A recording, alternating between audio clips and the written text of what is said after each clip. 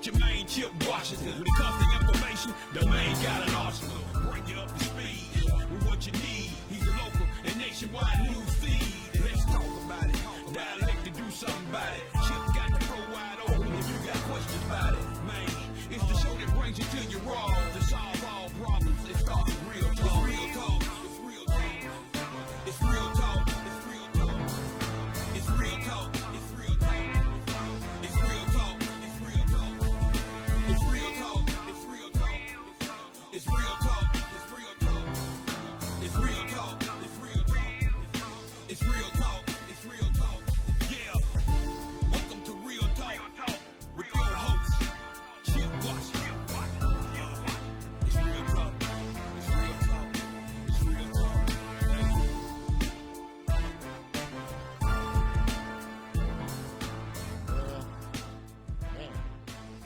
On this Monday,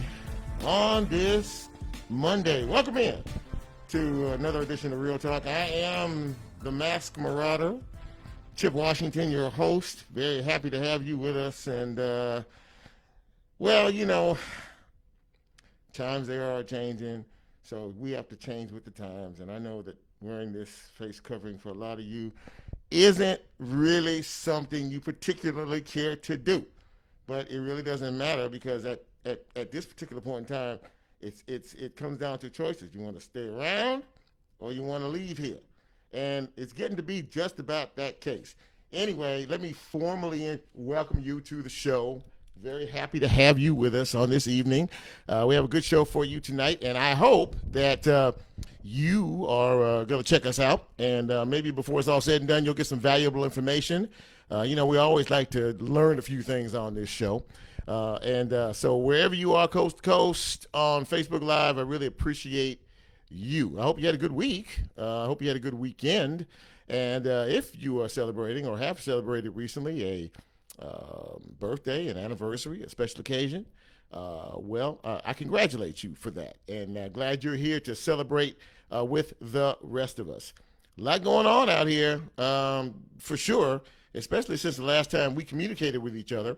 So we'll jump into it. I'll tell you right now, some good guests tonight. Dr. David Sweat will be my first guest. He is the Deputy Health Director and Epidemiologist for the Shelby County Health Department. He's going to talk to us about COVID, the latest numbers and trends and everything else, and they don't look good. By the way, I asked a question earlier, and I hope to get some feedback on it tonight. We have a school about to start. And so my question is, with what we know now, informationally speaking, with what we know now about this virus and its containment and how you mitigate it in the whole 9 yards, are you comfortable, parents, grandparents, aunts, uncles, cousins, whomever who have children in school or school-age children, are you comfortable letting them go back to school? Or would you prefer them to do virtual learning at home? It's a simple question, but this question has a whole lot of complexity to it because the school officials are trying to figure this all out now, and they only have a very scant few weeks to do it. And you, by the way, have till the 18th, you here in Shelby County, have to the 18th of this month to weigh in on whether it is you want your child in school or you want them to learn from home.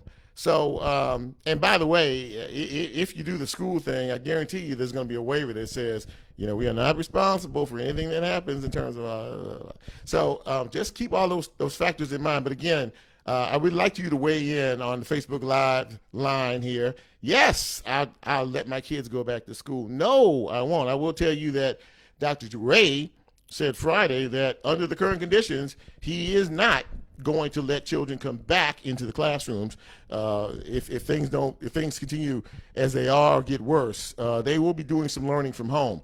The Nashville Superintendent of Education said last week, not right now. We're not coming back right now. We'll start the learning from home as well. And I pretty much think that's going to be a trend. I think you'll see that to be a trend as big cities and things. Los Angeles County, where I'm from, Los Angeles, they have said, nope. We are starting to learn from home for at least the first month. We'll see what happens after that. San Diego County Schools said the same thing today. Yeah, numbers flying off the roof, flying off the charts every which way. Today we had 100 and what is it? 150 something, 53 new cases here over the weekend. It was 300 plus yesterday. It was 300 plus the day before. The whole 9 yards. So it's out of control. Los Angeles, well, the governor in California, not too long ago, decided that he was going to shut it down. I mean, we're talking restaurants, we're talking bars, we're talking gyms, we're talking outdoor facilities, no eating inside. I mean, the whole 9 yards. They are shutting it down because their cases are through the roof. Here in sleepy old Tennessee, we set a one-day record for infections, and I'm not joking. This is some serious stuff here.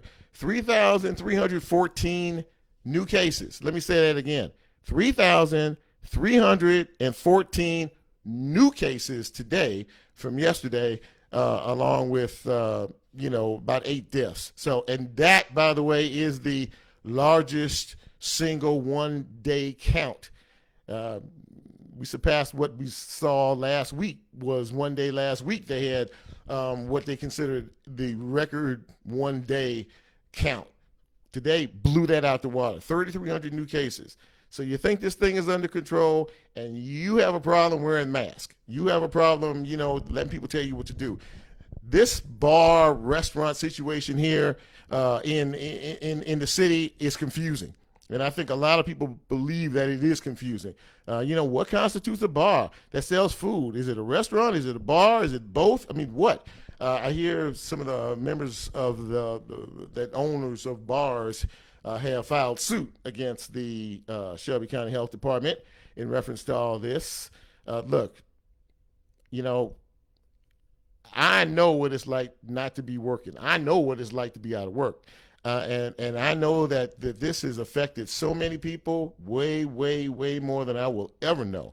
And you have my heartfelt sympathy for all this. But I got to be honest, I would rather see you alive and well and taking care of your family rather than looking down on you. What's the old saying? It's better to be seen than to be viewed. This virus kills people to the tune of over 135,000 in 4 months, by the way. It kills people, and that's no joke. I mean, if you watch the news, you see the stories, they're heartbreaking every single day. But, in California, they made a very tough decision, and folks are upset about it. But if it slows the spread, if it kind of puts a cap on the spread, what's wrong with that? I mean, how do we not agree with that? I believe it's going to happen here at some point or another. It's going to have to happen. You got to shut it down to close it off. This virus is not going anywhere anytime in the near future, so you can forget about that. So now the question is, what do we do about it? What do we do about it? Me, you, and you. Anybody who's out there, what do you do about it? What do you do about it? If you want it to slow down, there are things you can do for that. If you don't, then keep doing what you're doing. And, we'll see you on the other side maybe. I don't know. In other news, I pondered earlier today, I thought to myself, what is the worst? Is it the pandemic of the coronavirus, or is it the pandemic of the unnecessary killing that is going on in our streets in this city? We had about 6 to 7 deaths this weekend since Saturday morning, and add 2 more this afternoon, by the way, in Binghamton. Killings, shooting bodies laying everywhere, stabbings. And then down in Como, Mississippi, at a park where they were going to have a rap concert, somebody busted out with, I think the authorities said 5 guns, over 50 shots were fired, 2 people dead, a man and a woman, several people injured at a ball field where they were having a concert, or going to have a concert. And then we have the added bonus of these interstate shootings, which are cropping up again. It's like every other day. I think we had one Saturday where the woman was driving on the interstate down 240 and was shot at several times. So, look, I'm not going to implore anybody to do anything. I'm just going to say, look, if you know better, do better. If we know better, then we should do better. And if we do better, then we'll act better. I mean, this is just this is pure nonsense, and I don't know if it has anything to do with the weather or just people being whoever. And hello, Lynn, watching from Texas. Good to see you. I just don't understand. Maybe some of you can explain it to me. And again, I'm still waiting. It's amazing to me how it is. These are extraordinarily important issues during this extraordinarily important time, and we can't get conversation going in reference to what's important. I mean, the virus may be affecting the school year and your child's educational opportunities. And I would like to see somebody say, yeah, I'm leaving them home or I'm taking them to school. And if you're going to do that, tell me why. Just tell me why. I mean, because I'm not that smart. So if you tell me something that makes sense, I might learn something too.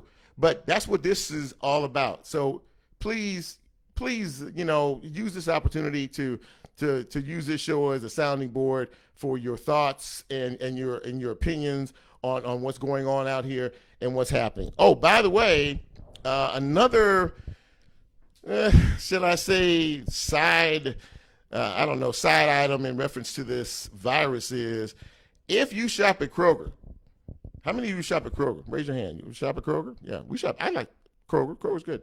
So if you shop at Kroger, you will find that if you pay in cash, you will not, and you have change coming, you will not get the change part of that coming back to you. It will either go on your card. You get the little Kroger cards, that you can save money on gas and other things. It'll either go on that card or it will be rounded off to the nearest dollar, and that change will be put into a pot to go for the food banks. The reason being is the virus has created a supply and demand situation to where they're not producing coins. I promise you it's the truth. If you don't believe me, look it up. It happened today. So if you go to a Kroger store tonight or whenever you go and you see a sign, they'll have signage that saying, if you pay in cash, we're keeping the change. And that's because there's a shortage on change. That's just another, episode in reference to what this virus, has done, even affecting that. In terms of you being able to, but look, I mean, they'll put the money back on your card so you can use it for another purchase, or, that change will go into a pot for the food bank, local food bank. And God knows that we sure could use that. There's so many people out there could absolutely use that as well. All right. Well, again, very nice to see you. David Sweat, as I said, this is going to be my first call here in a minute. We also have Dr. Yvonne Nelson. Now, Dr. Yvonne is really on a mission. There is a new manufacturing facility of some type going up in a residential area in South Haven, and I believe it's on the old Graves Elementary School spot out there. If I'm wrong, let me know. But it's a quiet residential neighborhood, and a lot of those neighbors out there are like, we don't want to see all of this because it brings traffic, it brings a whole nother dynamic. So she is a head of a coalition out there who is fighting feverishly to keep this company from developing and building in that area. She'll explain all of that a little bit later on in the show. Also, another byproduct of the COVID-19 virus is the economic development aspect of things, the economics, the money that this city has lost. Carlos said, one of my support listeners here, he said earlier, about a month or so ago, he said that 2020 has been canceled. Well, he's right. 2020, all the events, everything has been canceled. And I'm going to tell you something else too. Watch football season. We may not see a college football season. I'm just saying. I love football, but we may not see a college football season. But we'll deal with that when the time comes. Kevin Kane is the president and CEO of the Memphis Tourism, and he's going to talk to us about just how damaging, this virus has been in terms of the city's economics. I mean, we're talking millions and millions and millions of dollars for people coming in here every year for not only the signature events, but, Graceland and down on Beale Street and a whole lot of other places. So that's going to be a real fascinating conversation to hear exactly what kind of damage this virus has done. Again, I'm Chip Washington. If you're just flying by, and this is Real Talk, and I'm very happy that you've decided to give us an opportunity to visit with you. We're gonna get the ball rolling here, and we're gonna start to talk about the coronavirus and where we are, and how we have to deal with this. So let me make my first phone call here, and hold on just a second. I don't think I wrote his number down, but there it is anyway. So hang on just a second, and we will get Dr. Sweat on the phone, and we will do our thing. Glad to have you with us on this Monday. Hello, this is David Sweat. This is Chip Washington from Real Talk. David Sweat, how are you, sir? I'm doing really well, Chip. How are you today? I'm doing fine. Thank you very much. And before we get started, thank you very much for taking some time out of your very busy schedule to talk with our audience tonight about COVID. Really appreciate that. Sure. Okay.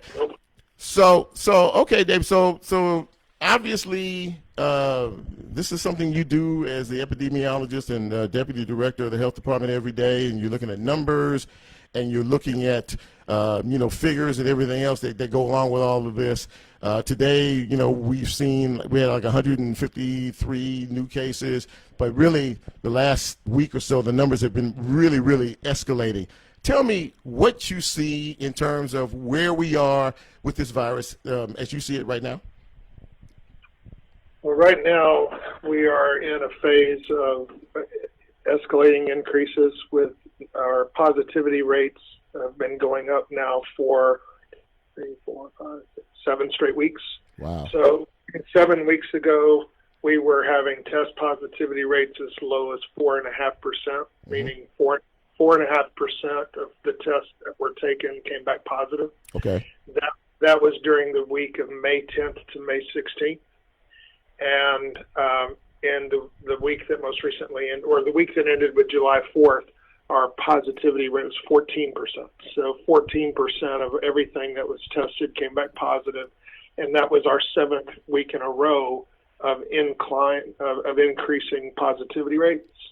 And we've seen our average case numbers per day increase to where we're averaging over 300 cases a day being reported. Good grief. So that is these are all trends going in the wrong direction, and we are trying to get us back in a place where we were, right? So we were at middle May to the latter part of May, where we were only averaging 4 or 5% positivity rates in our test results, and the numbers of cases were going down.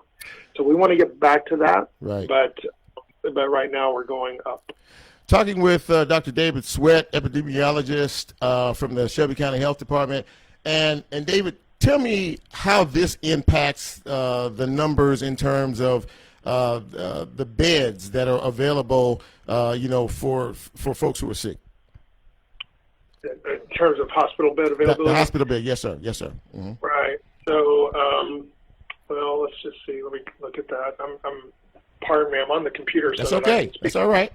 So this is, as of yesterday evening, 5 o'clock, we had over 300 people in the hospital. That we've had over 300 people in the hospital now for over a week. Oh, every day with 300 or more people hospitalized with COVID disease in the Shelby County hospitals. So or actually the Healthcare Coalition hospitals, which includes not just Shelby County, but also DeSoto County, Marshall County, Crittenden County. So, the surrounding area. But we've had 300 more cases hospitalized now for over a week every day. And we have over 100 in the intensive care units around the area every day. So how are we? I'm sorry. So how are we in terms of availability, space availability, in terms of beds? Are we getting close to a capacity in terms of percentage? Well, both of those numbers that I was talking about, the number of beds that are full of patients and the number of ICU beds, puts us between 80 and 90% of our available beds being used. And that gives us anywhere from 11 to 15% of bed availability, meaning that there's still capacity in the hospital and still capacity in the infection control unit. The intensive care units to receive patients. So at this point, if you need a bed, there is a bed for you in Shelby County, and so that's part of what our goal is to keep that continue to being true. But right now, that's true. So what one of the major issues that I know you deal with every day, and you're talking with the state officials and all kind of folks from the health end of things. What do you think needs to happen, and what are the discussions, if you can share that, with some of the next moves that need to be made? Because clearly the numbers are really escalating, and I don't know how we contain them. So can you share with us some of the discussions that are being had in reference to maybe some next steps? Well, the most important thing right now, and this is a message that you're getting from a lot of different places all around the country, and including the Centers for Disease Control, but you see it in many states, and you hear it in our health directives that have been issued by Shelby County Health Department, is we really need everybody to wear masks. Right. So there have been a lot of confusing messages out there about masks, but the truth is there's good science now, good studies that have shown that if everybody wears a mask, that we can dramatically reduce the transmission of COVID-19. And I'll give you just one example. Sure. There was an outbreak, an outbreak in Kansas City, Missouri recently, and it was associated with a haircutting salon. Okay. So, place where people go get their haircut. Mm-hmm. And there were two stylists who were working, and both of them worked while they were ill and infectious with COVID-19 virus. And there were over 380 people who came in and got their hair done during the period of time that these two stylists were working and were in that airspace where they had been working. Right. So it's a lot of customers. And Kansas City's health authorities were really concerned that this was going to result in a big outbreak inside the epidemic. And 2 weeks went by, and nobody got sick. And the thing that saved the day was both of the stylists, even though they were sick, or at least working while they were infectious, they had the mask on. And the salon required all patrons to wear masks. And so even though there were two people in a relatively small space, both shedding virus because they were wearing masks and all their customers wore masks, nobody got sick. So that's why we want everybody to wear a mask. Yeah, and again, ladies and gentlemen, speaking with Dr. David Sweat from the Shelby County Health Department, and we know that that is the overriding message: wear your mask, wear your mask, wear your mask, wash your hands, social distancing, the whole 9 yards. Do you foresee, at this particular point in time, based on the science, based on the data, based on the numbers, that we may have to, as a city, as a county, take more drastic measures in terms of maybe shutting some other things down? Well, that's something that's a political decision. Sure. And a decision of, it's not just a political, it's also a scientific. So it's a joint task force decision, right? Mm-hmm. And so the joint task force is made up of all the municipal mayors, the county mayors, some other elected officials, but also the healthcare systems, the health department, and many different agency heads, and in not just Shelby County, but surrounding counties. So we have a lot of different counties and cities represented in the task force. And collectively, we share all of our data, and then decisions about things like that, right?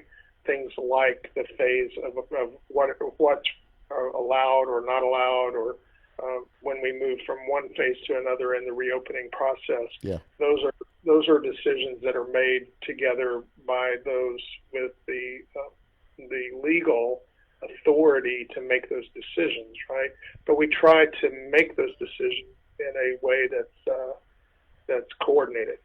So what we're trying right now is to really push masking And the point of masking, right? Yeah, sorry, that was my phone. That's okay. But the point of the masking, if we can get people wearing masks and wearing them all the time and wearing them everywhere, and reduce the numbers without having to take stricter measures, that would be ideal. Now, we did reduce some things under our most recent health directive. Yeah. Now, before you, I want you to explain that, because that honestly, it was a bit confusing for a lot of people in terms of restaurants and bars and what constitutes a restaurant versus a bar. So, can you kind of break that down for us a little bit, if you don't mind? Well, there's full service restaurants, and there's limited service restaurants, and there's bars. Right. So a bar is not primarily a restaurant. A bar is primarily a drinking establishment that's for socializing, and does not primarily serve food. They primarily serve drinks, and then and limited service restaurants might fall into that same sort of category, where it's really more of a place for getting together and socializing than it is for going to have a meal. Okay. And so we did a couple of different things in the health directive. We limited some of the hours of establishments when they could be operating. Certain establishments were closed again, like they had been during the safer at home period. Right. And then all establishments had their indoor dining capacity reduced again a little bit, so that we could increase social distancing. And the point of it is, we have widespread transmission of COVID-19 in Shelby County. Okay. And the age group that is most actively acquiring COVID-19 and transmitting it to each other are people in the ages of 20 to 44 years old. 20 to 44 years old, the highest rate of infection from that group. That's right. So it's our younger folks who are getting it and transmitting it. So, to a much higher degree than other people. So over 40% of our cases fall between 20 and 44 years old.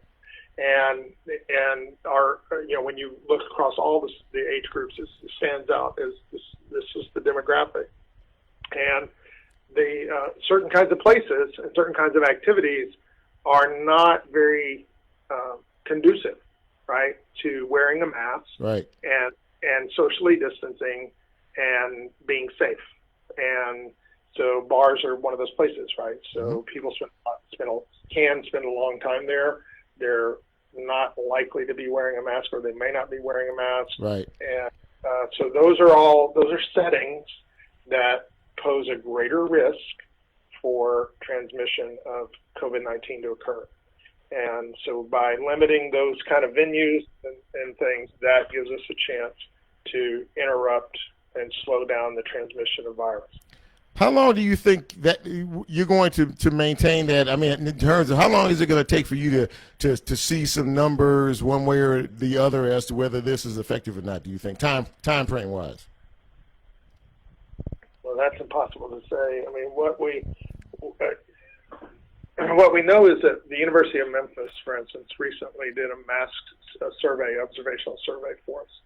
And we sent students out to 20 different retail locations that were randomly selected throughout the county, and had them do observations to see how many people were wearing masks, and also to gather some data about sort of demographics of who's wearing a mask by age and Sure. things like that. Sure. And they also did some interviews, with folks to talk about mask wearing. Okay. And what we saw was overall only about 50% of people were wearing a mask. Okay. And we need the numbers to get up like 75% or more, right? Right. And certain age groups, people in their 60s, they were a lot more likely to be wearing a mask, like 60, 65%. Sure. But people who were much younger, people in their 20s, were maybe only 20 to 25 or 28% wearing a mask. Wow. So pretty low. So what we really, really, really are trying to push is masks. I got it. And that is the number one, it's the simplest, most effective thing that any citizen in Shelby County can do today is wear a mask. Well, listen, thank you so much for taking some time to break it down for us and talk to us about what we need to do. And I guess we just need to keep reaffirming the message over and over again. And maybe, some folks will get it and we can sort of slow this thing down. But in the meantime, thank you for the work that you do every day. And all the folks at the Shelby County Health Department, really appreciate you taking time tonight. Really do. No problem. Everybody have a good day. Be safe. Thank you, man. Take care. Dr. David Sweat from the Shelby County Health Department, epidemiologist, and broke it down pretty simply rather, and just, look, it is what it is. It is what it is. I didn't see anybody weighing in over here, so I'm hoping that means, you were paying a little attention to the conversation in terms of where we are. The message is, if you do what you can to help yourself, then you're going to help somebody else. Again, the saying is, if I wear a mask, I'm protecting you, not me. If you wear a mask, you're protecting me, not yourself. So if you reach outside yourself and use that as a message, I got to wear a mask, I got to wear a mask, I got to wear a mask. Now, let me say this. Most people who you can do I would say I could talk to 100 people. And maybe a lot of them have never got the virus, and not a lot of them never had symptoms or anything like that. People don't respond. It's just human nature. They don't respond unless they are personally touched by something. Now, if you are out there and you have had a friend, a family member, colleague, someone very close, your ride or die, very close to you, who has contracted this virus and has either gotten extremely sick or maybe even, passed away from it. I'd like to hear from you in reference to that as well, because because you really are the voices. I will tell you that you really are the voices, the ones who have seen what this virus can do up close and personal. You are the voices that need to be heard in terms of this. I've talked to a few people, and they basically told me, look, I would almost rather be dead than go through what I went through with this virus. It was that serious. And you see people say it every now and again, you don't want to catch this virus. You don't want to have this virus. You don't want to have anything to do with this virus. It's a rough thing. But if you're not personally affected by it, honestly, it's not really high on your priority list. So again, Dr. Sweat gave us some really good information, and I hope that, maybe one or two of you, absorbed that and picked it up. And, we'll move forward with it, because more people that follow the rules, especially you young folks out there, you might, the life you save may be, your own plus somebody else's. We're going to talk to Dr. Yvonne Nelson now about this little project in Whitehaven. Hello. Dr. Yvonne, Chip Washington from Real Talk. How are you?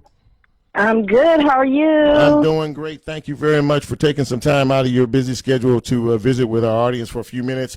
Really appreciate it. Absolutely. I appreciate the offer. I really do. I really do. I appreciate you, sir. Okay. So listen, so tell us, the folks who may not know exactly what it is that you're really fighting against out there in Whitehaven in terms of this project. Kind of walk us through a little bit about, the project and as you see it, and what you all are trying to do to stop it. What we are trying to stop is the development of residential land for commercial, industrial purposes. Okay. Imagine this. You go to bed at night and you wake up in the morning, and instead of a house being in front of your home, there's a big, massive factory with 1,000 people there. Okay. We are totally opposed to the land being rezoned. If this happens in Whitehaven, it can happen anywhere, because once it's done, there are no restrictions from doing it somewhere else. So we're not just fighting for ourselves, we're fighting for the city. It's like you go in some areas of town and you'll see houses, all kind of manufacturing companies next door to them. That's a zoning issue. The city of Memphis has something called the 3.0 plan. Right. I think it's a bunch of crap. Even the planner has rejected this proposed application. And then you've got appointed people by the mayors, I said mayors, right, who can get this passed and approved. These are appointed people with self-interest. So first of all, what company is this that you're referring to that's trying to build out there? Elvis Presley Enterprises. Okay, so what are they building? Factory, a light manufacturing facility. Initially, it was 2 stories, 146,000 square feet. Very, very large. They had approved 143 parking spaces. And because we have traffic concerns, they increased the parking to 168 cars. We are in a residential area, Chip. This is not Elvis Presley Boulevard. It's Winchester Road, and yes, there is traffic on Brooks, and right. There's industry all right. around us, right. But this is right in the middle of our neighborhood. But here's the deal. The land is 11 acres for $200,000. If you go down on Elvis Presley, just south of BJ's Wings, yeah. you got 5 acres for $1.5 million. So your suggestion is maybe they take a look at another spot, obviously. That it would be beneficial for the community. I mean, who wants to fight with individuals trying to beat the clock when they're just trying to go home or leave home? So you see, and let's touch on that point a minute.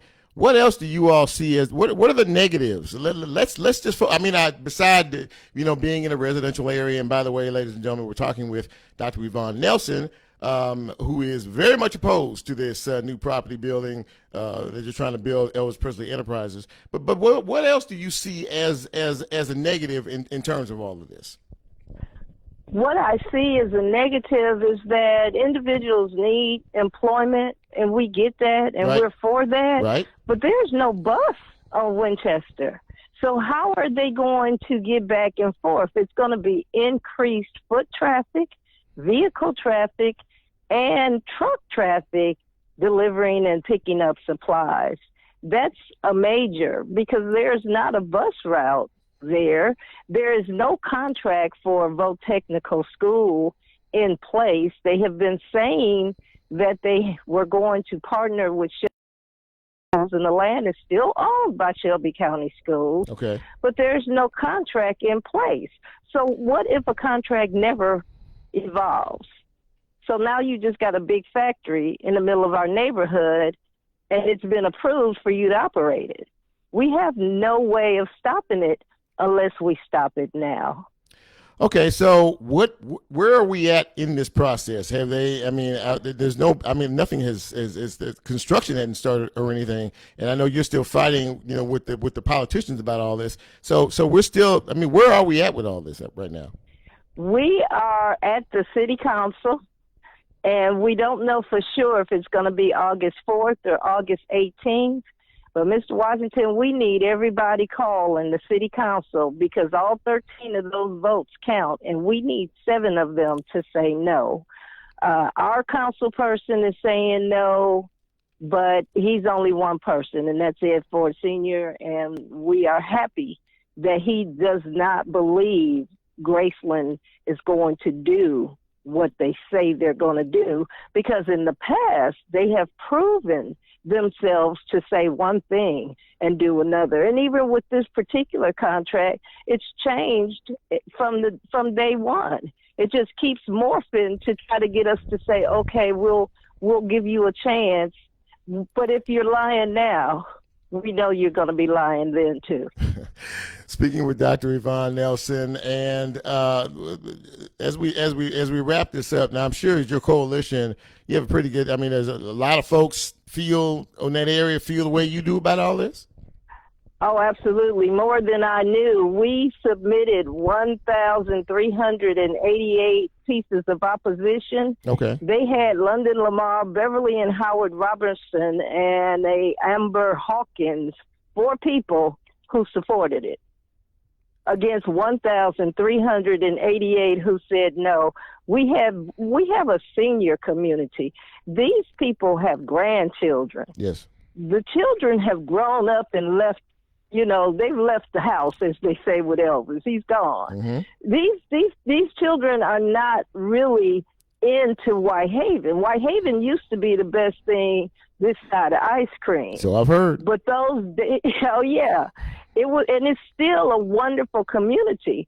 But we don't want to turn it into Elvis land. This is not Nashville, and we're not in Dolly's backyard. This is where we live. Yes, ma'am. And we want respect for where we live. I got you. Well, listen, keep fighting the good fight, and keep us posted on what's going on here. I mean, obviously, it sounds like this is about the will of the people against the will of the politicians. So, we'll see how it all unfolds. Well, you know what? Nothing beats a prayer but a try. Nothing beats a failure but a try is what I'm trying to say. And we're going to try to get our voices out there. We think we've done a great job. They're just ignoring us. But you can only ignore a person for so long. And we're not going to stop complaining. It's totally wrong. Amen, Dr. Nelson. We really appreciate it. And thank you so much for giving us a few minutes and kind of letting us know what was going on out there. And you're welcome back anytime. The word Graves to 64600 and sign our online petition. We appreciate you. Thank you so much, Memphis. Thank you. Appreciate you. Thank you. Bye-bye. Thank you. Right. Thank you. Bye-bye. Okay, well, this is the powerful moment here. The folks over in that part of town say, "Look, we don't want this here. This is a big building, Elvis Presley Enterprises, blah blah blah blah blah. They're fighting the good fight supposedly. Their city council representative is Edmund Ford Sr. So we'll see what happens down the road. It's kind of an interesting little deal. Now we are going to kind of curve back around here and talk more about the coronavirus. I know you love that topic, but from a different perspective in terms of the economics. And there is no better person that I can think of to do that than the man that actually runs the tourism agency in our town. His name is Kevin Kane, and we're gonna give him a call and we're gonna chat for a few minutes about this. This is Real Talk. I'm Chip. I'm very glad you're with us on this Monday evening. Good evening, Chip. Kevin Kane, how are you, sir? Doing great. Is our sound level okay? Perfect, my friend. Can you hear me okay? I can hear you great. Fine. Thank you so much. First of all, and thank you so much for taking some time to be with us and on the show and with our audience tonight. I really appreciate that. You got it. I'm honored to be here. Well, so listen, we all know about the outer effects of COVID-19 in terms of illness and a lot of other things that are going on, but the economic toll that it has taken on cities around the country, but more importantly, our city here in Memphis, which I know, I tell everybody, I said, you are the ambassador of this city. Hands down, no doubt, as president and CEO of Memphis Tourism. But can you tell us, I mean, obviously you're a lifelong Memphian and you've seen and heard enough stories that last a lifetime. What has this pandemic done in terms of our city from a tourism standpoint? Well, I'll start with the bad news and then I'll migrate to hopefully some positive news. Sounds good. January and February, first of all, 2019 was a record year for tourism for Memphis and Shelby County. We had over 12 million visitors. Wow. I mean, that's averaging almost 1 million visitors a month. Wow. We had over 1 million visitors. Of those 12 plus million visitors that came from outside the United States. Mm-hmm. So those visitors usually stay longer and spend more money. Yep. Our attractions, Civil Rights Museum, Graceland, the zoo, had record numbers this past year. And our hotels were doing great business, great occupancy, and we were building more hotels. Right. And our restaurant industry, of course, was very robust, and we were really firing on all cylinders. Now, everything was rocking along January, February, and part of March, and then all of a sudden, the coronavirus catches fire. Yeah. And cities large and small started, well, you need to work from home. Yeah. Well, you need to close your restaurant. Mm-hmm. Well, you need to close your museums and your attractions. Well, we need to cancel this event. We're not going to have basketball. We're not going to have plays. We're not going to have concerts. Sure. So within a matter of literally, Chip, in a couple of weeks, I mean, we were dead on arrival. I mean, our industry was just shattered. Wow. And, of course, the government's tried to do things, keeping employees in place. But, the reality of it is, in Memphis and in the state of Tennessee, an overwhelmingly, way over 50% of the unemployment rolls were people that were in the tourism and hospitality industry. Right. So, we're a big employer of jobs. In Memphis and Shelby County, we get over 50,000 employees. So, are you kidding me? Wow, I didn't know that. When you start losing tens of thousands of them instantly, yeah, it is a real challenge and it's a real difficult situation. Now, of course, the month of April was just devastating because everything was shut down. Mm-hmm. Then Governor Lee and Mayor Strickland and Mayor Lee came with the back to business plan, and around the first week of May the 4th, when we would normally be having a great Memphis in May celebration, which brings tons of people to town. Sure. We didn't have that, but we did reopen. And believe it or not, that first week, restaurants had good business. Even our museum started to see some improvement. I think Graceland opened on the 18th of May, a couple of weeks after that. And they had a few hundred people from around the country that wanted to go to Graceland. Mm-hmm. Then the zoo opened. We got the zoo open. We got the Brooks Museum open. And other things started to slowly come on. So, Memphis, compared to Nashville or Louisville or Tampa or Atlanta, our occupancies at its lowest were about 22%. And our hotel occupancies usually in Memphis and Shelby County are close to 70%.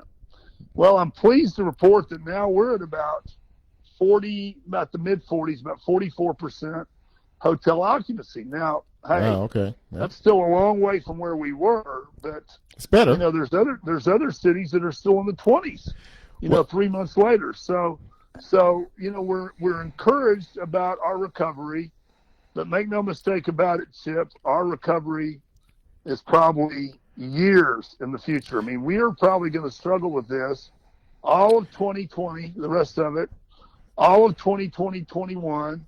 And, maybe by 2022, we will start to get back to some type of normalcy. Now, okay, that is what I'm going to delve into that a little bit more, ladies and gentlemen. We're speaking with Mr. Kevin Kane. He is the president and CEO of Memphis Tourism.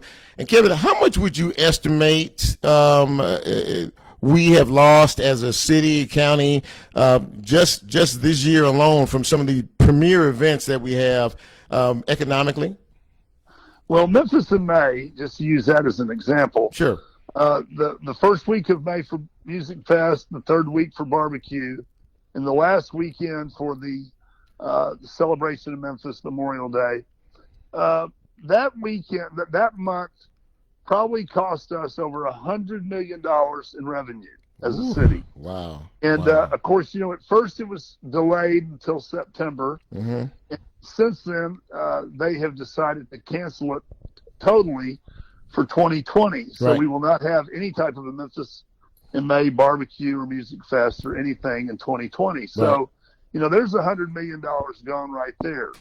I could keep rolling with, just about every event that we have that just evaporated and went away. So, our industry is worth about $4 billion in spend, hard cash spend, during the course of a year. Did you say B as in billion? B as in billion. Wow. And incredible. So incredible. You cut that by about 80%, and we're going to lose somewhere between $2.5 and $3 billion in revenue that supports our restaurants, our hotels, our attractions, our retail establishments, our gas stations, our service centers. All that money just disappears. It just goes away.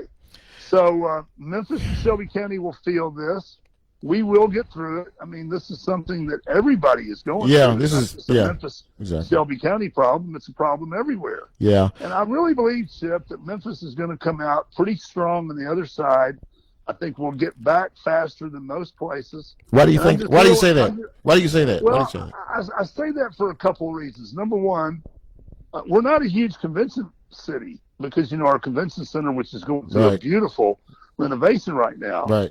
But, we're not the convention city that a Nashville is or an Atlanta. We're a leisure city. We get people that come here for sporting events and for concerts and for Memphis in May and things like that. So we're kind of leisure driven. And it seems like this leisure business is the first thing that comes back.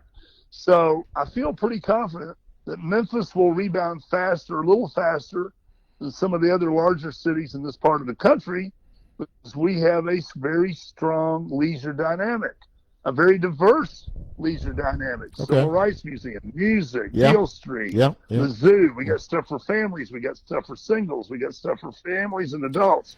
So, I think Memphis will come back, charging back a little bit faster than most of the people that we compete with in this part of the country. Speaking with Kevin Kane, President and CEO of Memphis Tourism. And Kevin, before we go, I want to, at the beginning of the year, late last year, really, we were talking about Union Row, all the hotels, all the skyscrapers, all the construction going on, all the big cranes everywhere. This town was really, really, pushing in terms of, development. You mentioned the convention center and the whole 9 yards. In terms of the construction of all these projects, hotels and other businesses and places in town, where are we with that? Had that slowed down any, or are we still moving forward?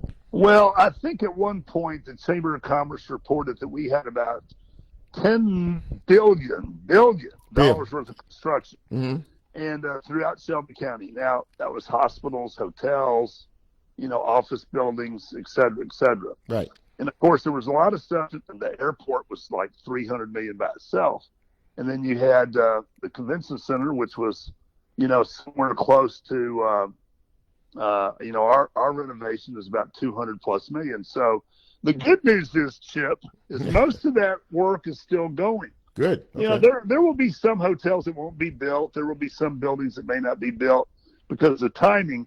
But fortunately, the governor and the mayor did not make us stop construction. So the construction industry has been pretty strong and has continued to work through all of the nightmares of COVID and the impact that it's having on our city. So most of that stuff is going to become a reality kind of very quietly as we're dealing with this pandemic.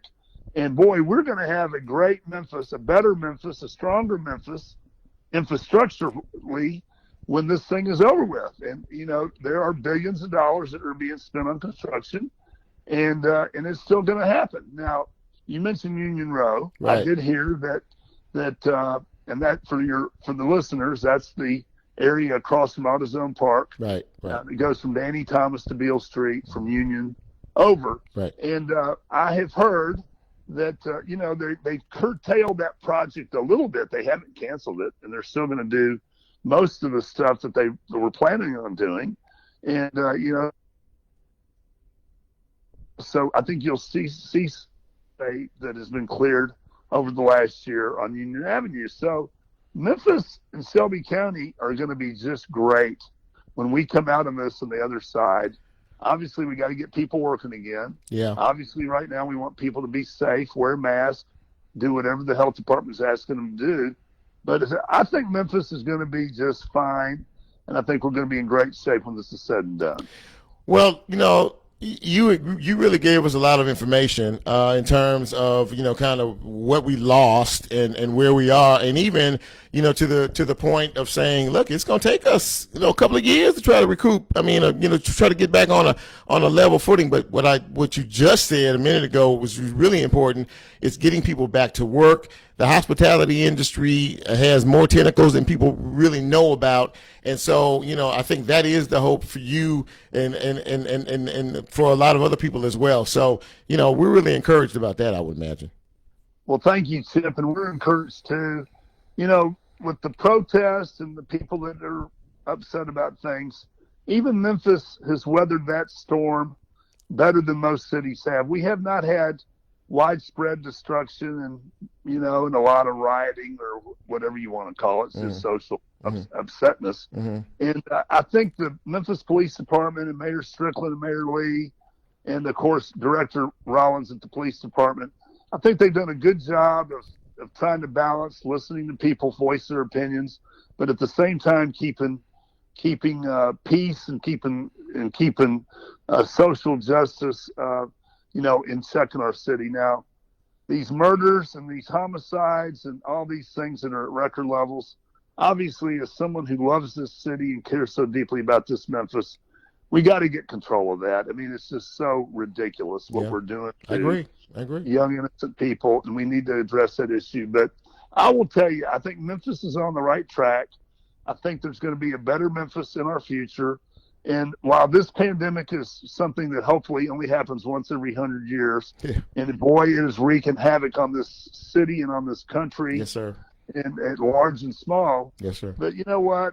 Memphis is going to weather the storm. We weathered the yellow fever.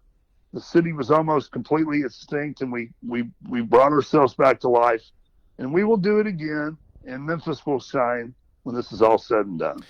Kevin Kane, thank you so much for taking the time that you did tonight to talk to us and the audience. I really appreciate you. And as we move, I look forward to bringing you back as things start to get better down the road. Well, Chip, I would be honored to do that. I mean, things are changing, as you know, on a daily basis. Yeah. I really appreciate you having me on your show tonight, and I look forward to being with you in the future. Thank you, Kevin. Take good care of yourself. Take care. Bye-bye. Bye-bye. Well, that was a really good way to about end the show. Memphis has, like everywhere else, has taken a major hit. There's small business in this town is big business. Small business is big business. 60+%, I think, of all the businesses down there are small businesses, and they're restaurants and a lot of other places. And sure, if we have to do something dramatic like shut things down again, certain businesses, yes, it's true, probably many of them won't survive. Many of them won't be able to come back because what he just talked about was the value in these businesses. I mean, as 50,000 people, that work in the hospitality industry. Just think about it. People that work at the concessions, at these games, at the major events that we have in the city, Memphis in May, the Southern Heritage Classic, and on and on and on and on. The Grizzlies, the whole 9 yards. They're all affected. They're sitting at home trying to figure out, what do I do next here? So what you can do, Shelby County, Memphis, Tennessee, and wherever, is, it's not that hard. It really isn't. It's not comfortable. It's not convenient. I don't like wearing masks myself, especially when it's 95 degrees outside. But if it will help to save your life, for me, that is really the saving grace, is what this is all about. I mean, millions and millions of dollars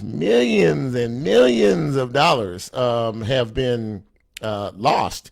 And we're not going to recoup that for sure. But if we try to pay attention to, hold on just a second. I'm trying to do two things at one time here, and I can't. And I find I don't have that skill set, so trying to put something in here. That's not what I want. Anyway, if we pay attention and do the best we can to try to help each other out, maybe we can get past all this. Maybe. I don't think it's a difficult thing. I think that we just need to pay attention to how we do what we do, and put others before ourselves. My phone is just went off. I can't find what I'm looking for here. I was trying to find my theme song to go out, but that's okay. We don't need the theme song to go out. But I will tell you this: couple of things before we go. I have a YouTube channel. It is B.Washington. That's what it is. Go to YouTube and go and put in B.Chip. I'm sorry, I left the word out. Washington. And if you do that, you should be able to reach my channel. And if you reach my channel, then you should be able to subscribe. There's a little red button there that says subscribe, and then you get a chance to check out the show on YouTube as well. There are some things in the works for this show. Looking at maybe getting back on radio, like radio, like when you have to turn your knob on the radio. So I'm having conversations about that with some folks, and that may be something coming up really soon. So I hope that you stay in tune in terms of what that's all about. Also, there may be another opportunity to be on the air as well. I really enjoy this show. Life is stressful, and you want to. There he is, right there. Life is stressful, and you want to be able to do something to kind of enjoy the time that you have. I really enjoy this hour. Truly do. This is fun for me, and it kind of belittles and belays all the stress that we deal with during the week. Between now and next time we communicate, I hope that you stay healthy. I hope that you stay up. I hope that you stay well, and I hope that you look out for other people, and because they'll look out for you. So if the Lord says so, I'll be back here the same time, the same channel, and the same whatever else that goes on here. Hopefully with a good show that maybe you'll enjoy. Between now and then, God bless you. I love you. And I'm Chip, and I'm out.